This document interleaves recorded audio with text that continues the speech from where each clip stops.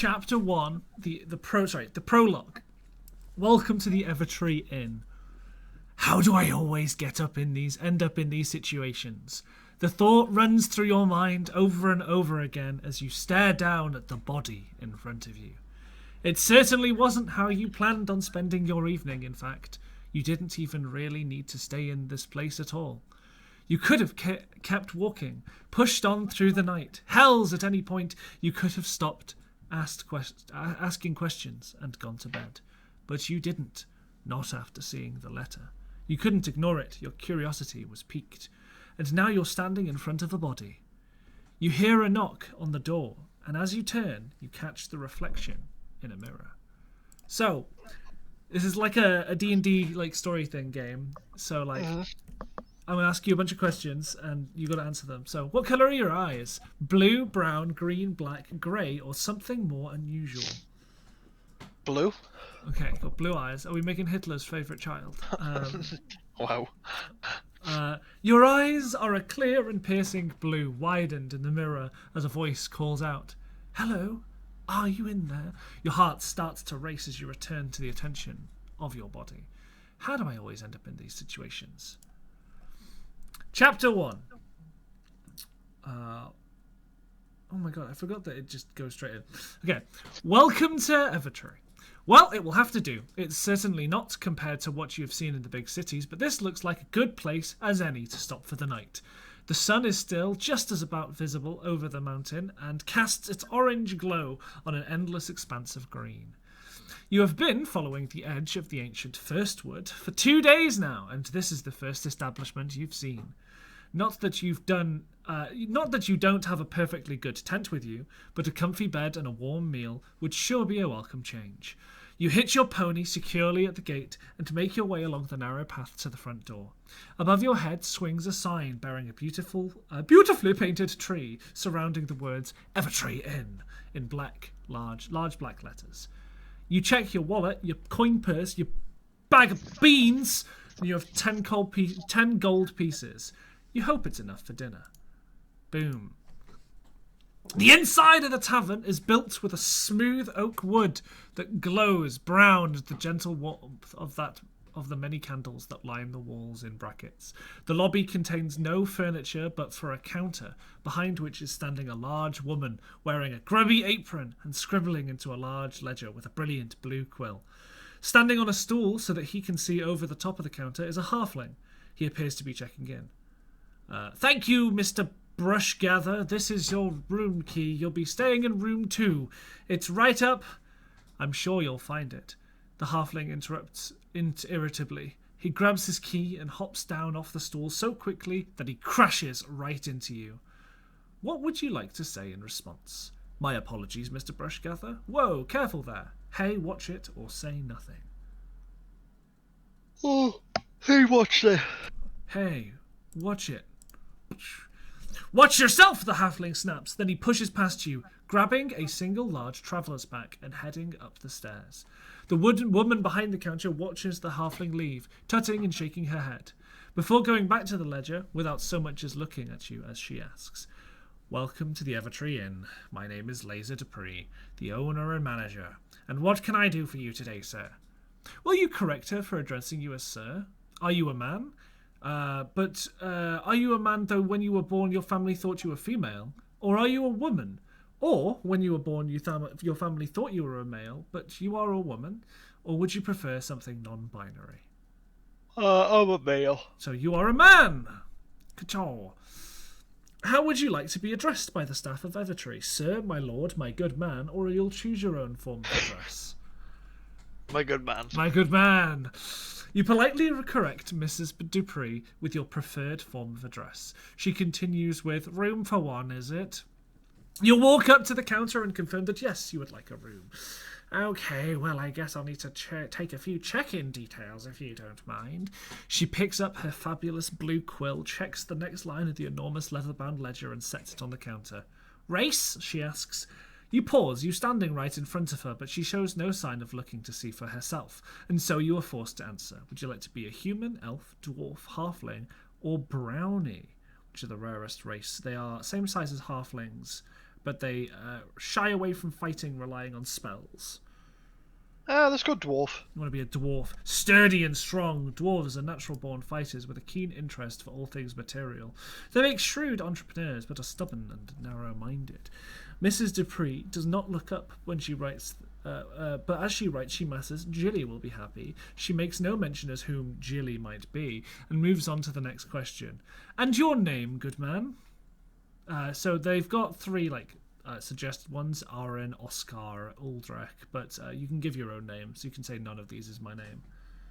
Uldrek. I like that one. Uldrek! And last name, please. You have Arkheim, Oldhelm, Raybor. Choose your own last name, or I don't have a last name. I don't have a last name. I don't have a last name. Edgelord. Mysterious. No last name, you reply. Mrs. Dupree frowns, but doesn't pursue the issue. Perhaps you are not the first secretive guest to enter at Evertree Inn. Uldrek only. Can you tell me your sexual preference, please?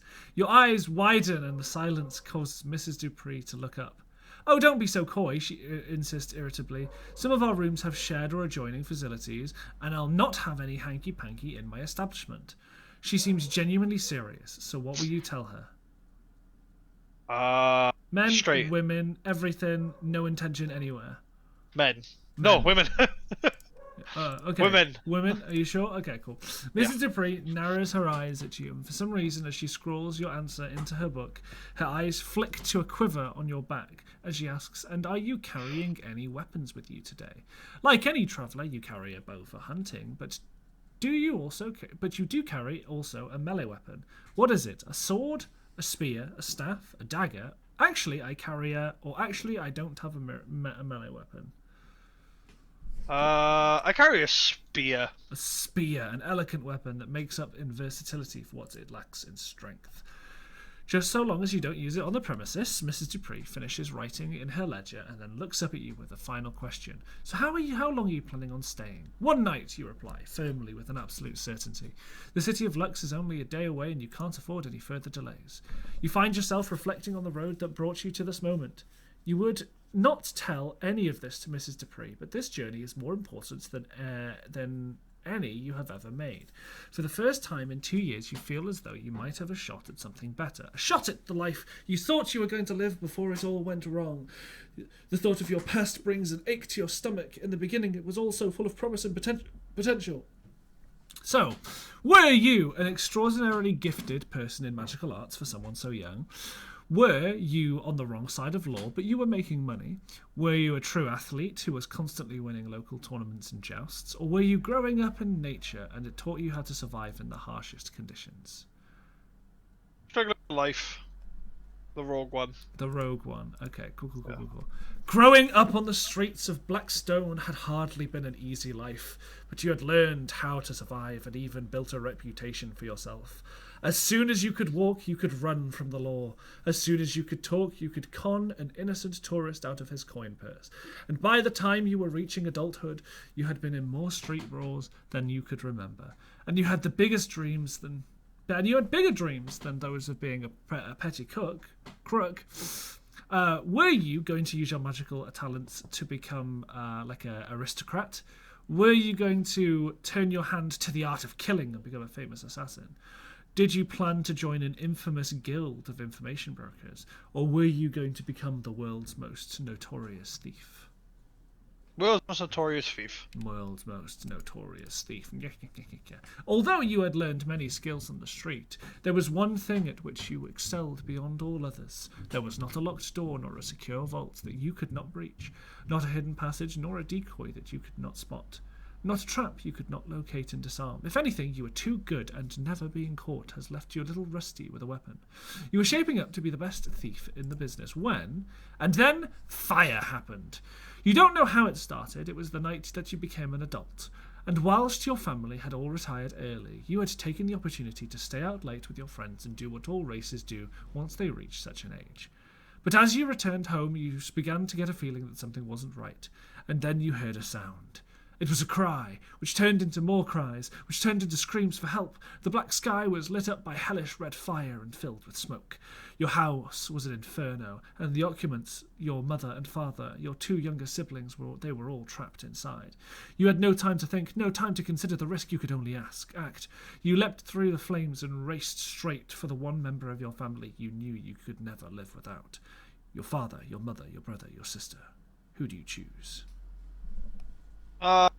Father. Boom.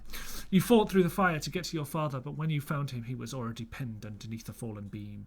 Your sister trying in vain to free him. You tried to help, but he screamed at you to save yourself. 3 times he had to shout it before you would listen, and in the end you knew there was nothing you could do. You took hold of your sister's hand and led her to from the building, burning, and to safety. You and your sister were the only survivors. After that, you had to give up on your old plans. You had a little sister depending on you. You couldn't go off chasing dreams without your father for guidance. You had to learn it all on your own. You needed to become a parent, to become responsible. You had lost everything in the fire, and without any other relatives, you were out on the streets with no money, no shelter. You spent a grueling 2 years doing whatever it took to survive. Many of the things which you were not proud. You began to build some sort of life amongst the poor of Blackstone until finally an opportunity came your way, a chance to escape poverty and perhaps get back to the life you wanted before the fire. The reason you were passing the Evertree Inn was to get to the port city of Lux. The reason you were going to Lux was to seek employment as a bodyguard, to try and earn a magical scholarship, to work on a merchant vessel and head out to sea, or to rob the richest snobs in the Empire. Merchant out in the sea. Okay. A man named Luca Imperian has put out an advertisement for sailors to join the crew of his merchant vessel, the Mighty. It was too good an opportunity to pass up. You have always suspected that you might be perfect for a life at sea, and the pay was beyond anything available in Blackstone. It was a risk that you had no way of knowing for how long you would be gone. But it was the best idea you've had for a while, and so, leaving your sister back in Blackstone, in safe hands of a few trusted friends, you packed your bags and set out to turn your life around. It's at this point that you have free exploration to have a look at your stats. So you can find out your character's strengths, your weaknesses, your relationships with people, and clues you might uncover as you unravel the mysteries of Evertree Inn.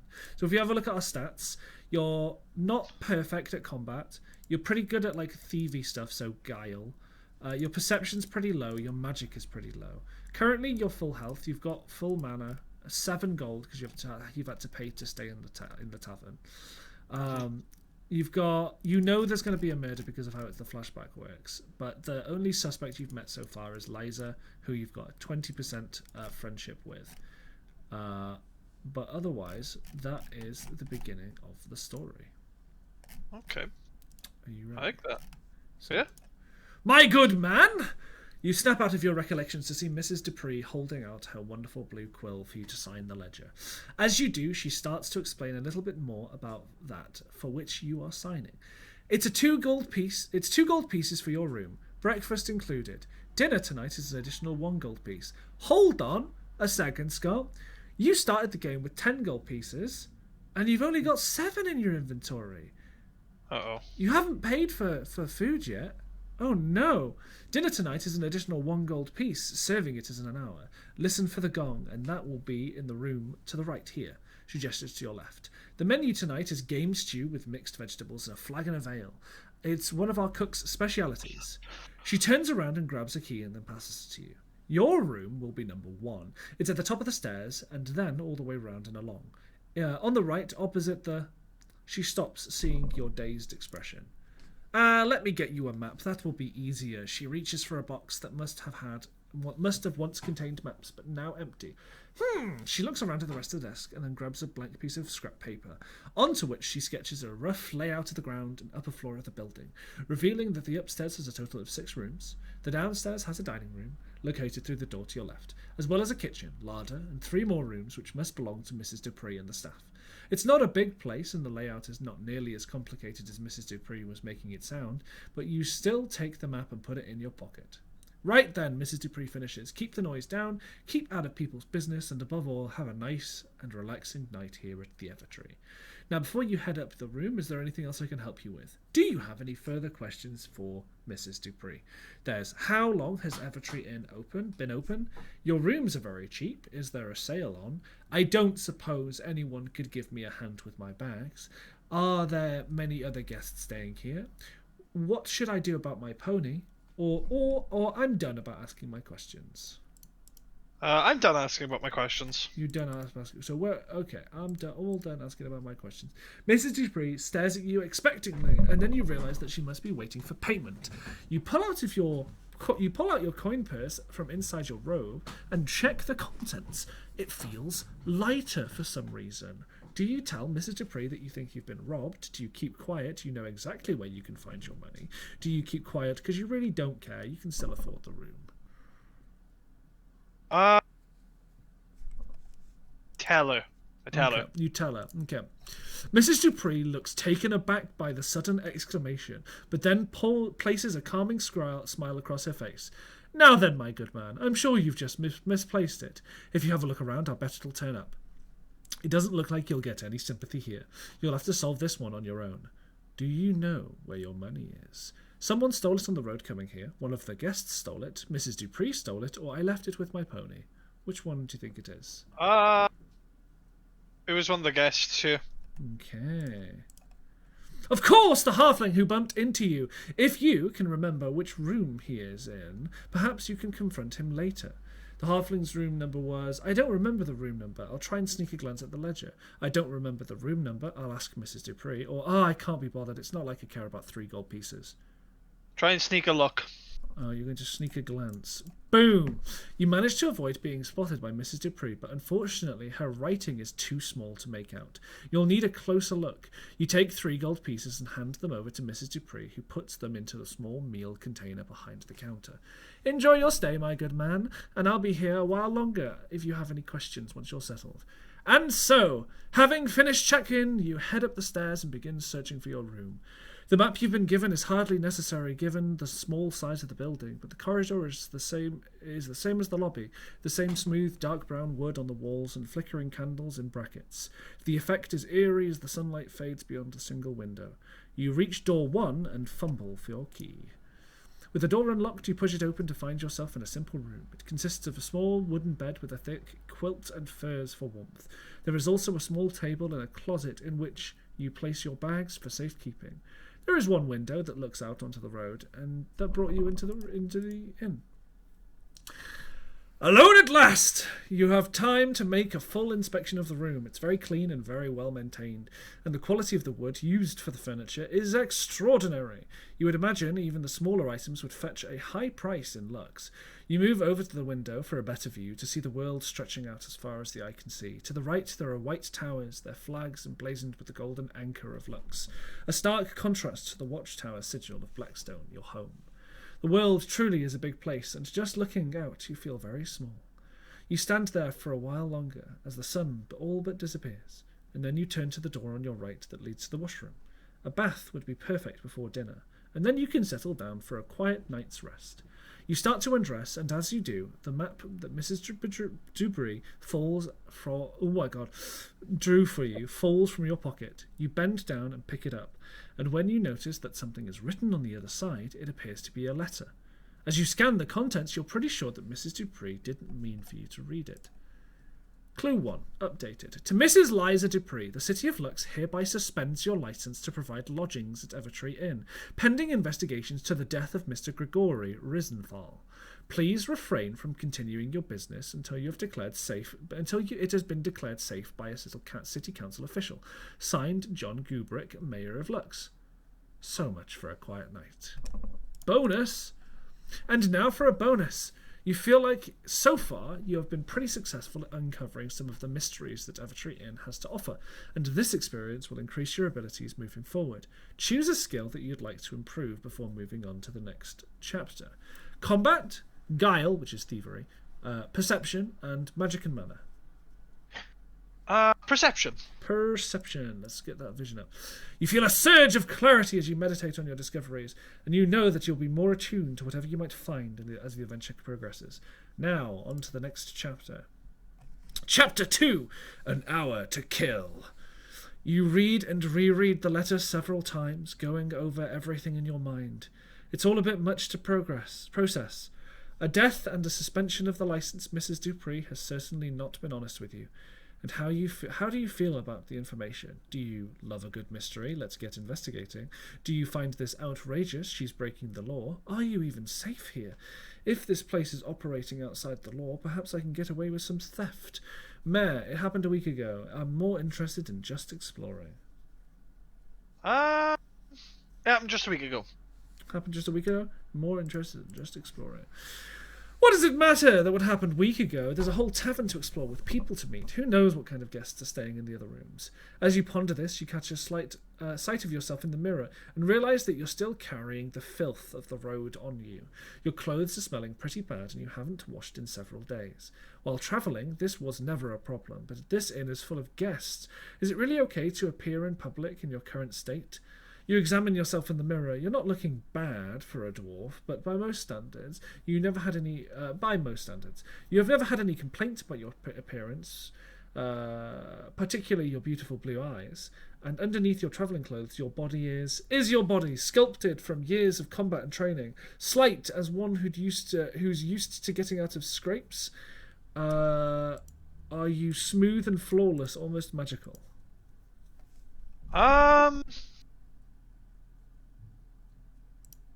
Smooth and flawless, almost magical. Magic has a way of preserving those it imbues, and perhaps this is why your skin has always retained a smooth beauty, almost ethereal in quality. Yes, it's certainly true. It has not been for the fire. You would have never wanted for a female attention. If it's not been for the fire, you would have never wanted for female attention in Blackstone. As it has been some time since you've worried too much about what people think about how you look. When you get to Lux, it will be important to dress appropriately. This could be a good opportunity to try it out. So what will you do? Will you take a bath, get cleaned up before going to public? Will you get changed? You don't want to waste too much time in the room. Forget smelling nice. You just want to get to work. Or before any of that, you'd like to search the room. Before any of that, I'd like to search the room. Okay, cool. You spend a few minutes going over the room, but you find nothing of interest. Now you had best make a decision about your appearance. Okay. Bath then. Bath. Okay, cool. For you, that's like 30 seconds. The washroom is not very large and contains only a small metal tub with a pipe leading into it from a hole in the wall.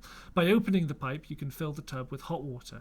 It's a sophisticated contraption, but easy to operate. So before long, you have your bath and at the perfect depth and temperature. As you undress, you notice there's a second door leading out of this room, which must attach to the room next to yours.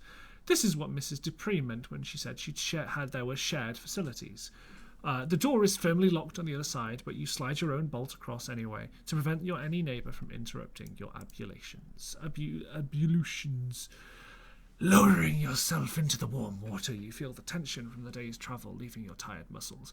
If you had more time, you could easily spend longer soaking, but there is a tavern to explore, and so, with a sigh, you rise from the water before your fingers start to prune, and head back to the bedroom.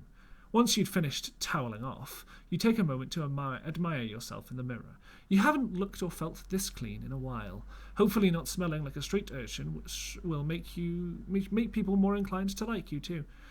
You open up your travel bag and lay out your various clothing options on the bed. You don't own much, but with a little creativity, you'll have a number of combinations you could try. How will you be dressed tonight? In something tough and practical, in case you get into scrapes. In something smart, you want to impress other guests. Something more appealing, nothing wrong with turning a few heads. All black, perfect for sneaking around unnoticed, though perhaps not for making friends. Or just another set of travelling clothes. Sturdy, ready for combat. Sturdy and ready for combat. Okay, cool.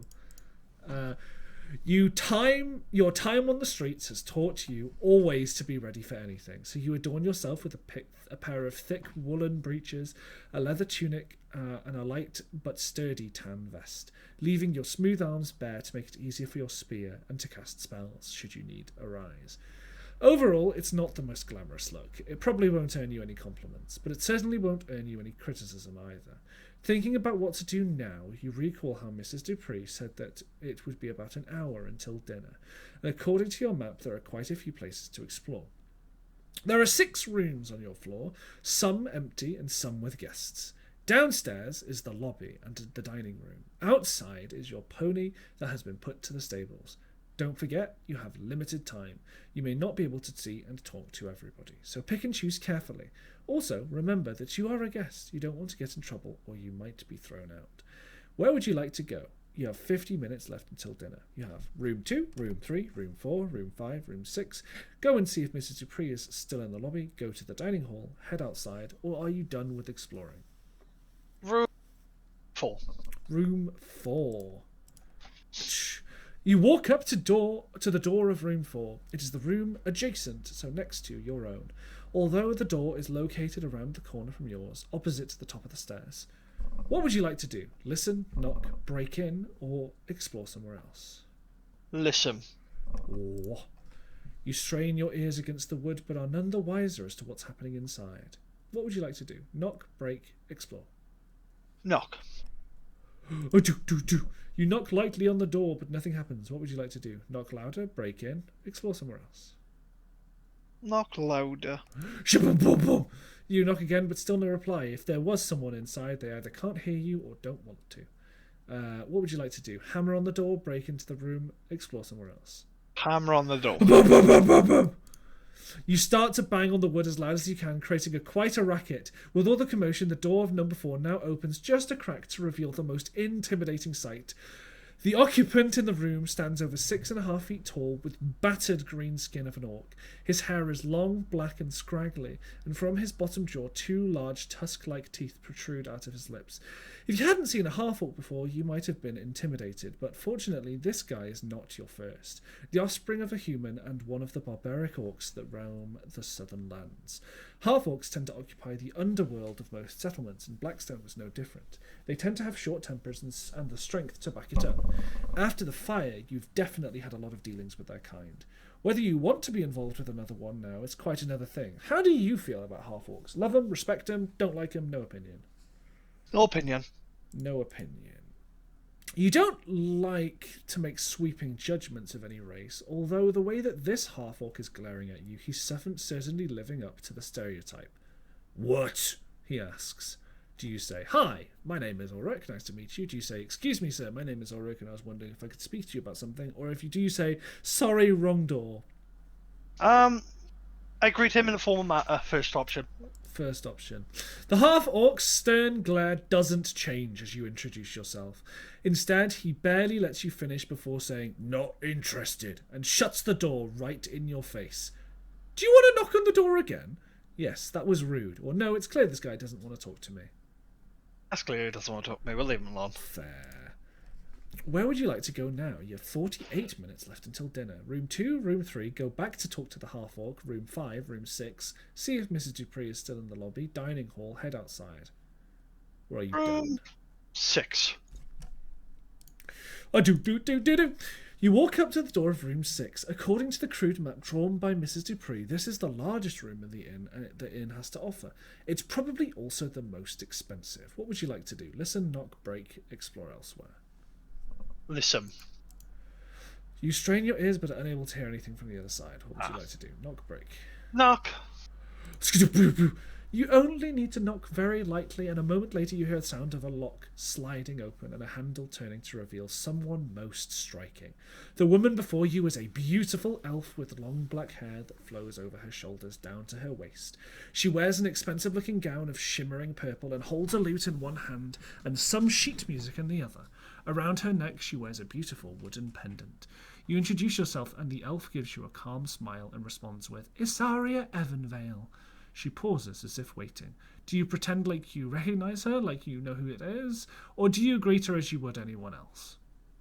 Greet her as I would anyone else. Okie dokie. Isaria's calm smile drops away to reveal a frown. Indeed. Listen, if you've nothing with which I can help you, would you mind leaving? I need to practice.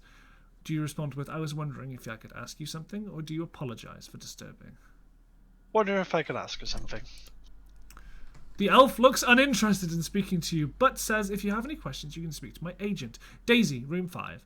Then she closes the door on you. Where would you like to go now? This is not going well for you so far. Room 5! Room 5!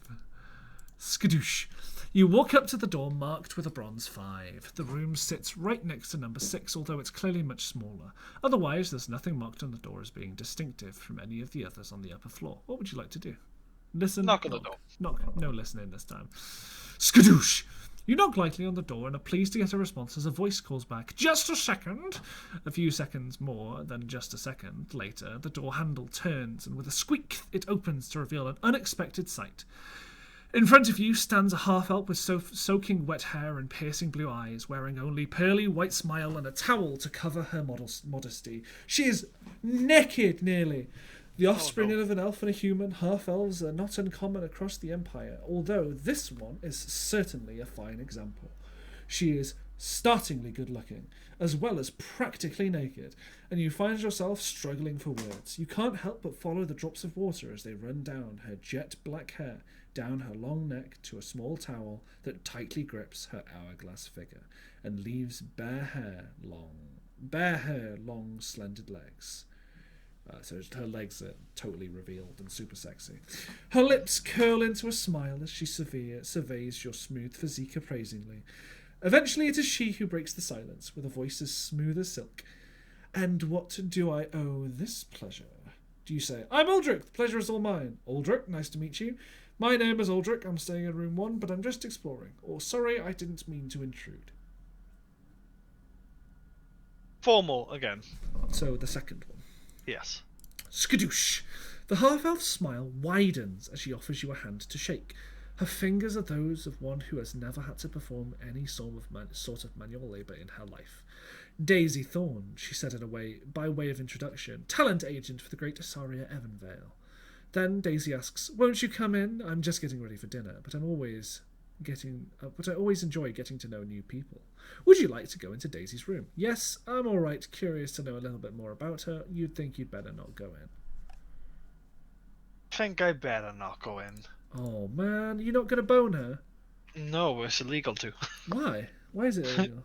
The tavern keeper said, didn't she? She said, "No, underneath her." Oh, that's fair. Boring. As you politely decline the offer, Daisy looks disappointed. "Suit yourself," she shrugs, and the towel slipping a bit as she does so.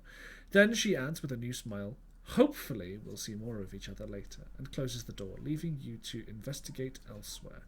Where would you like to go now? Room 2, room 3, back to anybody, or dining hall or outside? Let's go room 2. Okay. The door to the room 2 looks like any other door on the floor, except for the brass number nailed to the wood. It's also directly opposite the door to your room. Do you listen, knock, break into, or explore somewhere else? Knock. Skadoo-doo-doo. You knock lightly but get no reply. What would you like to do? Knock again. Skadoo-doo-doo. You knock again but still get no reply. What would you like to do? Break in. Okay. There's more than one way to break and enter. What would you like to Would you like to use strength or cunning to get into the room? Or magic? Cunning. You take out a lockpick that you'd always kept tucked away in your belt for occasions such as these, and get to work trying to open the door from the outside. It's a slow process and requires careful concentration. Eventually, with a light click, the door unlocks and swings open to reveal an empty room. As you enter, you feel a chill as the breeze rushes from the open window on the far wall. This room is smaller than yours, but furnished in the same way with a bed, a closet, and a mirror. And there are some scattered belongings around, suggesting that the room is in use, but the owner is nowhere to be seen. It might not be ethical to go through someone else's things, but then it's not ethical to break into someone else's hotel room. Maybe you're just not a very ethical dwarf. You have a moment to snoop around if you'd like to. What would you like to do? Check the belongings, check the closet, check the under the bed, or check the window where you feel the chill breeze? On the closet where I feel the breeze. To the window where they feel the breeze. Yeah, sorry, window. You walk over to the window and glance out to see the endless expanse of the Firstwood, stretching out thousands of miles towards Serpent Coil Mountain. And then, to your surprise, you look down and find a halfling hanging below you from the window. He has short, sandy brown hair and bright green eyes, looking at you with a mixture of fear and frustration at having been caught. You instantly recognize him as the halfling who checked in before you at the inn. And if you weren't already certain, this behavior definitely convinces you that this halfling is the one responsible for stealing your gold. It was a good hiding space, but now that he's been found, your thief is completely at your mercy. What would you like to do with him? I believe you have something of mine. What would you be so kind to give it back? Give me back my gold, or we're going to find out if halflings can fly. Are you okay there? Let me help you, I say, when I in fact plan to pick his pocket. Use magic to lift whatever is in his pockets, or close the window and leave the room. This has gotten too ridiculous. Only 3 gold pieces. You have something of mine. The halfling goes from scared to relieved as you make your calm request. Clearly, he can't make any sort of claim of innocence now that he's been caught hiding from you, and so he gives a cheeky laugh and says, "Well, I guess I don't have much of a choice, do I?" You look over at his situation with a smirk by way of affirmative. "All right, let me get back in and I'll give you your gold." The halfling pulls himself nimbly back in and starts to clamber back into the room. As he does so, however, he loses his balance and starts falling towards you. Instinctively, you reach out to catch him. At that moment, you feel the sharp tip of a dagger press against your chest. So what was that about stolen gold? The halfling grins wickedly. You should have known better than to trust a thief. Do you risk the knife and wrestle the halfling off, or do you do as the halfling says to avoid getting hurt?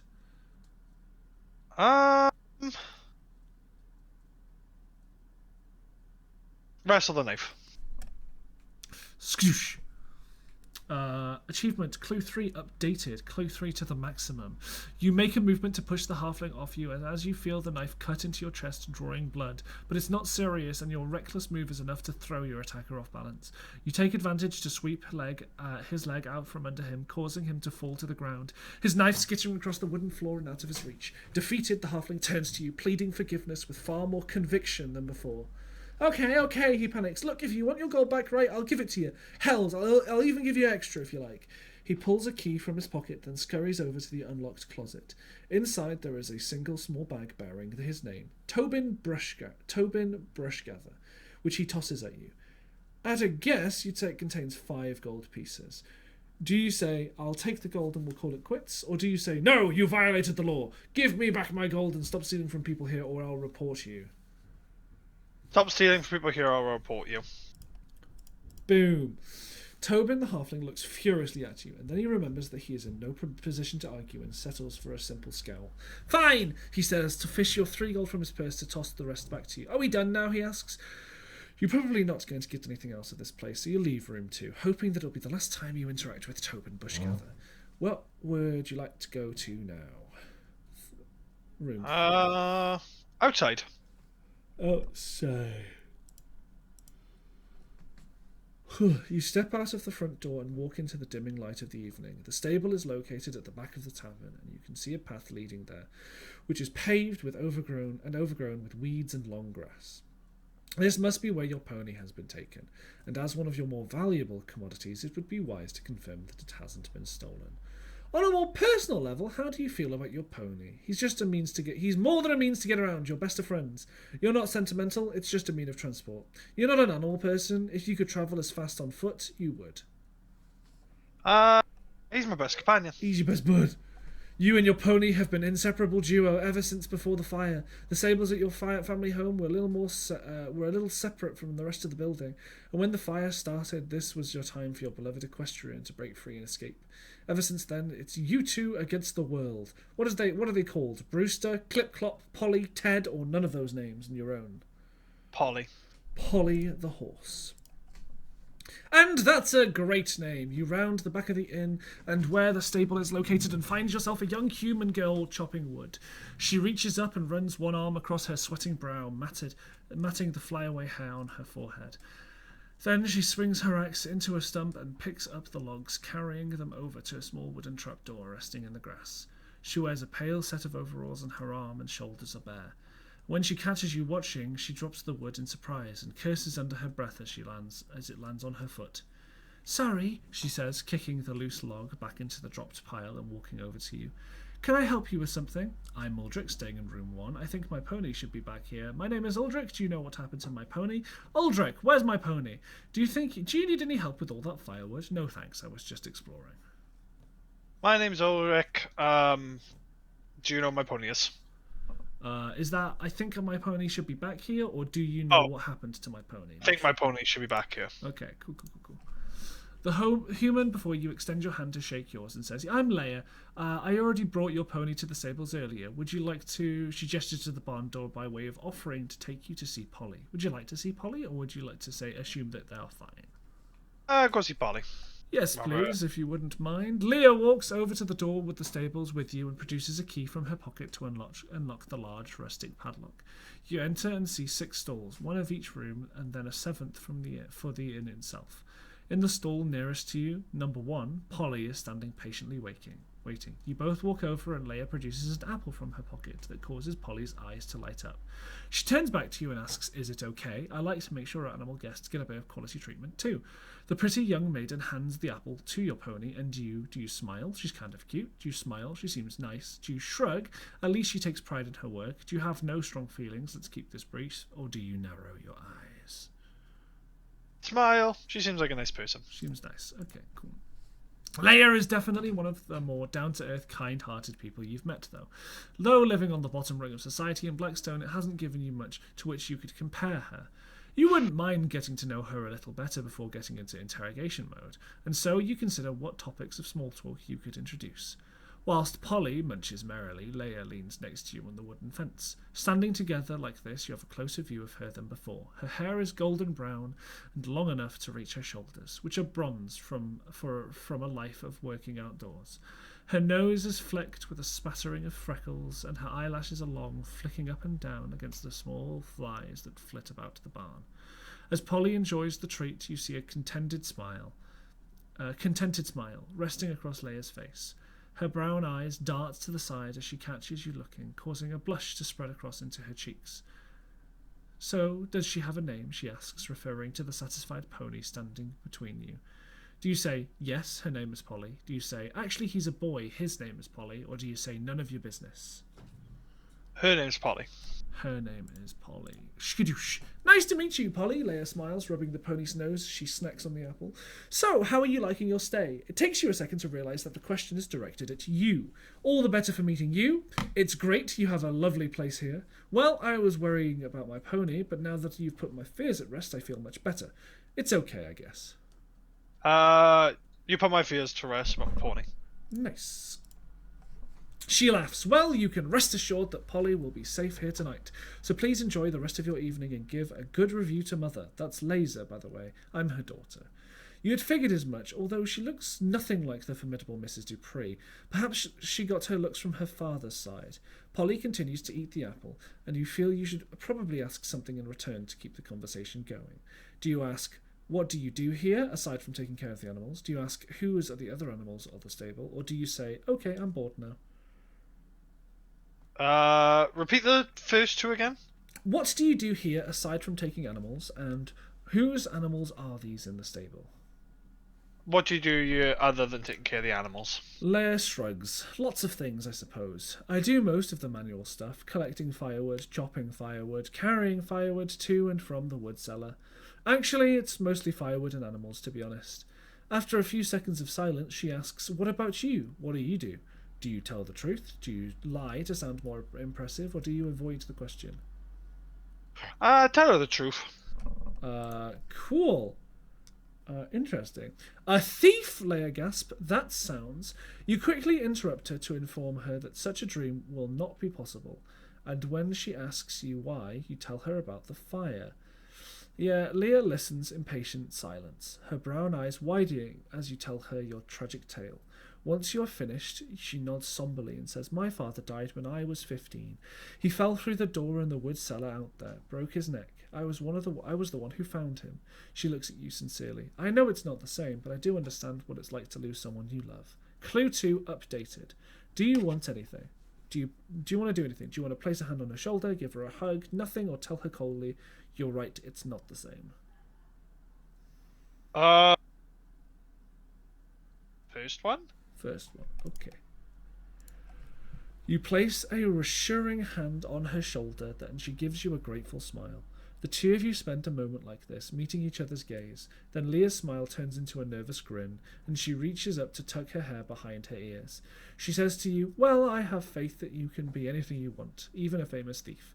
Like, life is just like that. Just when you think there's no way to change your fortune, that's when anything can happen.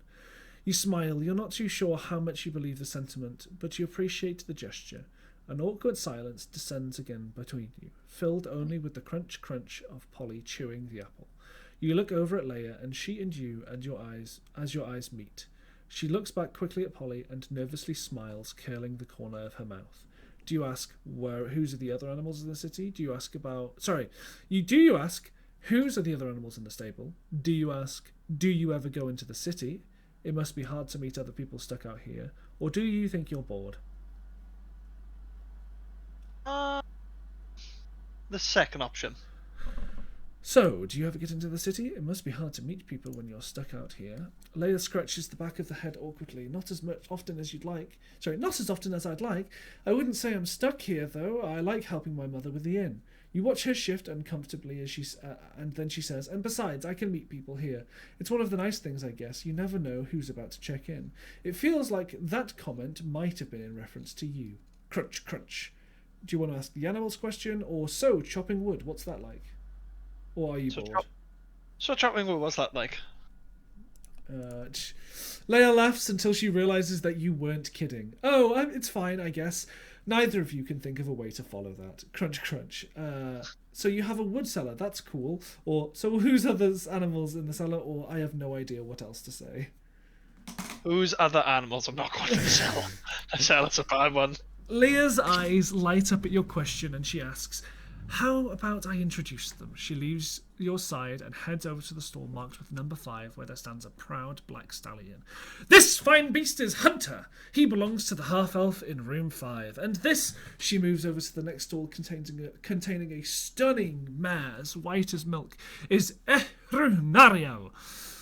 She belongs to the elf in room 6. And then she moves over to the stall which is not marked with a number at the far end. And this one here, she says proudly, gesturing to a dapple grey mare who leans out towards her as she approaches, is my Sierra. The horse nuzzles into Leia's arm, causing her to stumble and laugh. Sierra is my best friend, aren't you, girl? She rubs the nose of her horse and pets her lovingly until suddenly she remembers that you are watching and apologizes bashfully. Sorry, I guess it's kind of sad to have a horse as a best friend, she confesses. Do you say, I feel the same way about Polly? Do you say, I think it's sweet? Or do you say, it is a little sad, yes? I feel the same way as Polly, with Polly. Even if you had wanted to conceal your feelings on the matter, you would not have been able to do so. The truth is that Polly has always felt more like a friend to you than a pony, and you tell Leia exactly that. The young stable hand gives you a smile as warm as summer's day, and once again rubs the nose of her mare fondly. You can't help but smile back. Once Sierra has given copious amounts of affection and attention, Leia makes her way back over to you. It's nice to talk to someone who understands, she says. Your pony continues to chew on the apple, seemingly taking as long as possible to extend your awkward dialogue with Leia. But as she catches your eye again, that pink flush hits her cheeks. You start to wonder if Polly is doing it on purpose. Do you ask, wood cellar, that's cool? Do you ask, so, are you single? Or do you say, I have no idea what else to say? So are you single? Oh, fuck yeah. Yeah. This question causes Leia to slip on the fence and almost fall. She quickly straightens back up to say, no, I don't, yes, are you? Do you put, actually, yes, I'm single. Do you put, I have a sweetheart back in Blackstone, but it's not serious? Or do you say, I have a sweetheart in Blackstone who I'm most devoted? Nope, single. You're single? Oh, are we fucking Leia? Is this how this works? Really? Leia blurts out, sounding a little more surprised than perhaps she meant. You give her a quizzical smile and she tries to justify herself, saying, she gestures to your overall appearance, her eyes taking in your smooth physique, your bare arms exposed by your attire, then back up to your blue eyes holding her gaze. Obviously, I'm just as surprised as you aren't attached as all. She manages no more than that and looks more embarrassed than ever. Do you say, well, I'm surprised you're single too. Thank you for the compliment. Do you remain silent but give her a reassuring smile, or do you give her a disapproving look? Uh, I say I'm surprised she's single. So. Aww. That's too much for Leia. She has to turn away and hide her face from you. She laughs and mutters, "No, you're not. I mean, I'm not really. It's not really surprising. I mean, there's nothing wrong with me. I just mean it's not exactly." Her babbling drifts off to silence as her eyes flick in your direction. Seeing you grinning back at her, she laughs and looks away again. Do you ask about the wood cellar, or do you say you have no idea what else to say? No idea what else to say. I'm not talking about that wood cellar. Your conversation trails off, and suddenly you realise that you and Leia have just been looking at each other for almost a minute. She notices this too, and you both see it on each other's faces and smirk. Unable to hold your gaze again, she looks over at the stable doors and said, "I should probably lock up for the evening. Would you mind if we step back outside?" Then a sudden whinny between you causes you instinctively to reach up and place a reassuring hand on Polly's face, and at the same time, so does Leia's. Your hands touch and you feel butterflies in your stomach. Leia's big brown eyes meet yours and you have a fraction of a second to decide just how to respond. Do you smile? Do you kiss her? Do you apologise and pull your hand away? Or do you put your hand away sharply? Going for a kiss. Go on and kiss the girl. You're not sure why, but suddenly all you can think about doing is kissing her. You lean forward, closing your eyes and puckering your lips. But all you meet is air. You open your eyes and see Leia staring at you nervously. I should probably lock up the stables." She practically falls over as she backs away from you. Perhaps you misread the situation. Then again, as Leia moves away, finding an excuse to occupy herself, her gaze flickering through her long hair at you, but never holding your own for more than a second. You can't help wondering, for a moment, you could have sworn she was about to kiss you. What do you think of this encounter? Do you want to see more of her, or are you relieved that she didn't try anything? See more. Okay. Skadoosh. As you watch Leia, your eyes catch hers and you feel a flutter of excitement in your chest. You've not had a special someone in a very long time, and you felt like there was a real connection, if only for a moment. You can only hope that she feels the same way. Once she has finished securing all the animals in the stable, double-checking them and then triple-checking them, Leia walks over to the door and turns to you. She's still looking a little nervous. It's hard to tell if she's regretting what's happened, or what didn't, but her body language has become guarded. You might have to wait before you make any further move. Standing outside the yard with Leia, she looks like she has some time to spare. Perhaps you can ask a bit more about the inn. What would you like to ask? Do you know how this place came to be built? Do you ask what sort of people usually stay here? Do you offer a gold piece to lose? Do you offer a gold piece to loosen her tongue, or is that everything you wanted from her for now? Gold piece. So you're just gonna bribe the woman you were about to fuck? Oh no, apologies. I thought it was the barkeep. First option then instead. The inn. The inn, Leia laughs. Sure, my father built it around 10 years ago. It was all his design, his plan, everything. He gave the place its name. He set up the business model. He was really an impressive man. Do you ask, why did he call the place the Evertree Inn? Do you ask what gave him the idea to build it in the first place? Or would you like to ask something else now? What gave him the idea to call it the Evergreen Inn? Evertree Inn? Evertree. You like it. You like it? I've always thought it was a great name. That's all she says, is you like it. What else? Would you like to ask him what gave him the idea to build it, or would you like to ask something else? Something else. What sort of people usually stay here, or is that everything you want to ask for now? Because I'm assuming you're not giving her a gold coin. Don't want to give her a gold coin. That's bribing her. No. What kind of people stay here? Leia looks unsure as to how to answer this question and asks, "What do you mean by that?" Do you ask, "I'm curious as to what your typical guest would be"? Do you ask, "What can you tell me about the other guests here tonight"? Do you ask, "Do you remember a guest staying here named Gregory Risenthal"? Or are you happy with that being your answer about guests? Ask about the Gregory, was it? Gregory Risenthal. Gregory. Leia hesitates in responding and then says, "Not really. We get a lot of guests. He was here last week. Come on, you can trust me. Show her the letter, or alright then, never mind." Show her the letter. Skadoosh. Leia's eyes widen to the size of saucers as you produce the letter from your pocket to show her the signed note of the mayor. She tries to take it from you, but you hold it just out of reach. Leia looks incredibly nervous, but utterly defeated by you revealing the letter. She spends a moment more in indecision and then says, "All right, we had a murder in the room 3, but I don't know how much more about it than that. We called the authorities, but they didn't have any more of a clue about what was happening than we did. In truth, it was really brutal. The man was stabbed to death. I don't really like to think about it. I'd say it was most likely someone passing by the inn that did it, maybe even a professional hit. We found no trace of the killer at the scene." Clue 1 updated. She looks nervously and says, "Please don't tell anyone I told you. Mother's trying to keep it quiet. It's pretty bad for business." Do you say, "Don't worry, I'll keep your secret," or do you say, "I make no promises. If I'm asked directly, I won't lie"? I'll keep it a secret. Nice. Leia gives you a huge sigh of relief and thanks you profusely. She has been very cooperative and definitely would be better to keep her on your side whilst you're continuing asking questions. Do you ask her about the typical guests or the guests that are here tonight, or are you done asking about guests? Don't ask about guests. Okay. I believe that is everything you want to ask her for now. Skadoosh. You thank Leia for her help and she responds with an obliging nod. "Not at all. I have to go and do a few more things before dinner, but if you need help with anything else, you can ask Wen in the dining hall." Then, as you turn to leave, your mind still wandering back to the moment in the stable, she blurts out, "So if you perhaps have some time later," you turn back around. She falters, suddenly unsure how to finish her own sentence. "What I meant to say," she finally manages, "if you wanted to spend more time together later, well, I should like that."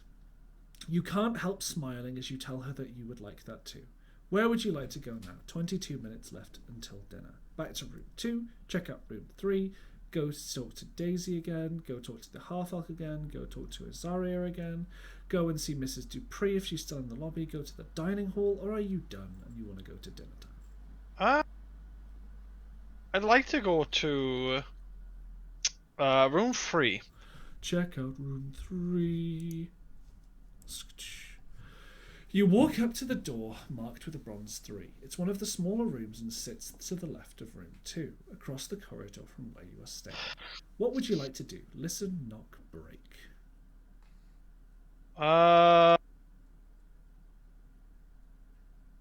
Knock. Skoosh. You knock lightly on the door, eliciting a pleasant sound of knuckle on wood, but no response from within the room. What would you like to do? Go inside. So you're Try to open it. break into the room. Break into the... I'm assuming using the lockpicking. Yep. Skadoosh. You take out the lockpick that you keep trying about and carefully try and open the door. It's tricky, but after a minute with a light click, the mechanism's open.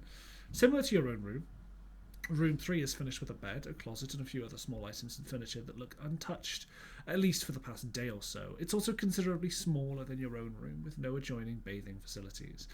The most noticeable difference, however, is an old woven tapestry that hangs against one of the walls, displaying an intricately beautiful image. No one has heard you enter the room for the moment, and you could explore if you would like to. Would you like to check under the bed, check the closet, check the tapestry, check the window, or leave the room? Check underneath the bed. You can tell at a glance that the room has been diligently cleaned, and despite more thorough search on the space of the bed, you find it no different. There is nothing to be found. Closet, tapestry, window. Tapestry. Skadoosh. The tapestry is quite a work of art, depicting the same image as the inn sign hanging on the front door. The huge tree of green with branches spread wide across, accompanied by the wood. Evertree Inn, the tapestry looks old and faded, and though impressive, there is nothing remarkable about it. Glancing behind it, you see nothing of immediate interest in there either. Closet, window. Okay. Closet, window, leave. Closet, window. I think that's the only one left, and then after that, Closet I'll leave. or window or leave. Oh, sure. Window. You walk to the window, and you can see that it looks out to the sea of green that is Firstwood. Standing tall beyond it, shrouded in mist, are the Serpent Core Mountains that might as well be the edge of the world. It is overwhelming to look at such a huge sight for too long. Before minutes you are spellbound. There is deeper and more ancient magic in the forest and the hills than any dwarf could ever know. Closet or leave the room? Close it. The closet, just like your room, has a key in the lock. You open it to see it's obviously been emptied, although closer inspection shows it must have been done so hastily because you find a small gold cufflink that has been left in the corner. You can see how it might have been missed, and as you pull it out for a closer look, you notice it bears an unusual crest. Where would you like to you leave the room now? Finishing, Yes. you have 16 minutes left until dinner. Where would you like to go? Hmm. What two indeed. Let's go to the receptionist again. See what she has for us. Mrs. Dupree has left the lobby, and so you find yourself standing in the entrance of the Evertree Inn, completely alone. In front of you is the check-in desk where you know the leather-bound ledger and various other check-in papers lie hidden, and behind the desk is a door that you can only assume leads to Mrs. Dupree's private office.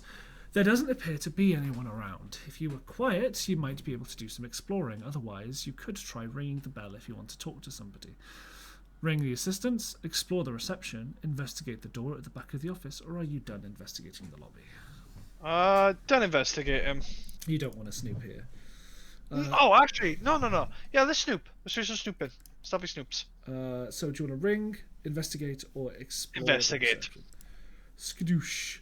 You sneak to the back door and press your ear to the wood. It doesn't sound like anyone is moving inside around it, so you try the handle. It's unlocked.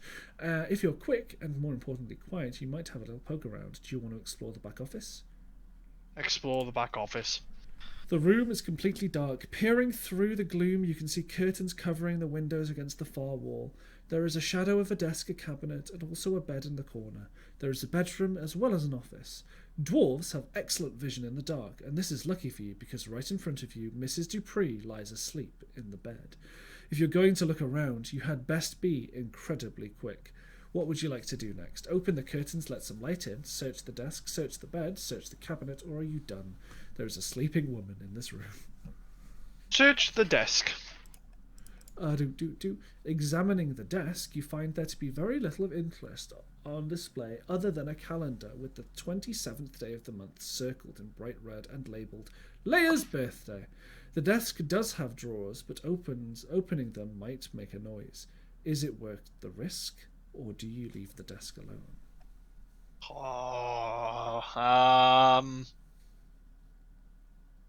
Let's leave the desk alone. Are you going to search anything else in the room, or are you done? Let's search something else in the room. Bed, cabinet, opening curtains. Cabinet. No, I'm not opening the curtain. You carefully open the cabinet, but it doesn't contain anything that looks like it might further your investigation of Mr. Risenthal. What it does contain, however, is a key on a fancy chain labelled skeleton. This must be the skeleton key for the upstairs room. If you had this, it would be much easier to explore. Then again, Mrs. Dupree might notice if it's missing. Do you take or leave it? Leave. You leave the key where it is, carefully closing the cabinet door. As you carefully consider what to do, you suddenly hear the sound of movement. It looks like you have spent far too much time in the room. She rolls over, rousing from slumber. Rooted in the spot, you only have a few seconds to decide on what to do. Okay. So here's the fun thing. Okay. It gives you 4 options, but 3 of them are unavailable. So you have to do all of the above. So it says look for somewhere to hide, sprint for the door, lie, and then all of the above, and the rest are all blacked out, so it is all of the above. Caught in indecision, you panic and find that you are unable to move as Mrs. Dupree blearily sits up in bed, realizes that you're in her room, and emits a scream. "What in the world are you doing here?" she shrieks. You try to explain yourself, but fall on deaf ears as she draws up the sheets and says angrily, "This is unacceptable behaviour, my good man. I'm sorry, but I can't have guests running around the inn as they please. This is clearly a private room. Now, if you wouldn't mind, kindly leave and don't let me catch you making the mischiefs again, or I'll have no hesitation in throwing you out." You're more than happy to oblige. You return to your room and lie low for a short while until you can be sure that Mrs. Dupree is not watching your closed door, and then, and only then, do you venture back out. You don't have much time left, but what would you like to do next? Your walk was not nice. Can't go back to the open area. Outside's fine. And I checked room 2. Have I checked other rooms? You've just got the dining hall left to go. Yeah, dining hall. Okay. I was trying to remember all of them. Skadoosh. The dining hall is the largest room in the tavern. Its walls are also made of smooth oak and torches in brackets on all 4 sides, which make up for the lack of light breaking through the windows. There is an unlit fireplace on the far wall and a door in the back wall leading to what must be the kitchen. A halfling is scrubbing the tables and laying plates on cutlery all on its surfaces. She is young, barely more than a child. She is plain to look at, with dirty blonde hair and an untidy ponytail, and wearing grubby overalls. Upon seeing you, she gives you a friendly wave, but does not stop working. Good evening, my good man. Dinner is not quite ready yet, but if there's anything I can help you with, please ask. Do you say, do you need any help? Do you say, I'd like to ask some questions? Do you say, I'm just exploring? Or do you leave the dining room? Offer help. The halfling looks relieved as you offer help and said, would you? I'm so behind that we're nearly full of capacity tonight. I'm Wen, by the way, she adds. Nice to meet you. You set to work helping Wen lay out the tables with a requisite wooden crockery. With the requisite wooden crockery and beautiful knives and forks with ornate wooden handles, as well as filling vases with water, arranging flowers, lighting candles and fireplace, and even a bit of sweeping and dusting. As you work, Wen relaxes and you're able to ask a number of things about herself and the inn. So do you ask, do you like working here? Do you ask who else works here? Do you ask about the guests? Do you ask about Grigori Risenfall? Do you offer her a gold piece to loosen her tongue, or are you all done asking questions? Let's ask about Grigori. Skadoosh. Rather than a silence you may have expected when asking about the object of information, Wen's expression instead turns into thunder. That man for room 3 last week, she says crossly, he was not a good man at all. He was mean and rude, and his perfume was so strong it made me choke. She catches herself and says, I'm sorry, my good man. We do get some nasty guests sometimes, but he was the worst. You ask what made him particularly bad, and Wen furrows her brow. You don't know about anything specific, but he was very rude about the cooking, about the rooms, and me. You know, he called me half-pint. I hate that. It seems Wen may not have been aware of Mr. Risenfall's eventual death at the inn, but it's interesting to know that he was disliked. Do you ask her about her work? Who else works here? Who are the guests? Do you think she's hiding something, or are you done asking questions? Ask her about the guests. Skadoosh. Wen looks nervously before saying, I'm not supposed to gossip, but if you wait until dinner, you might be able to see them for yourself. Do you ask, do you enjoy working here? Who else works here? Whether or not she's hiding, or are you done asking questions? Who else works here? There are 4 of us, she says merrily. We all live here too. It's like a real family. I share a room in the back with our cook, Jilly, and then Leia has her own room, and the mother sleeps in the room behind the lobby. As Wen says this, you realise she must be talking about Mrs. Dupree. Obviously, they aren't actually blood relatives. Perhaps there's a story there. Do you ask, how did you become adopted? Do you enjoy working here? Or do you give her a coin? Or are you done asking questions? Give her a coin.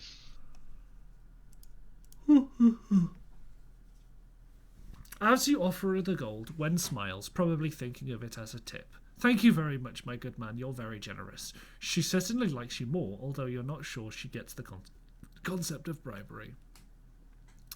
Are you done asking questions? Do you want to ask about her adoption, or do you ask her about how she thinks about her work? Ask her about the adoption.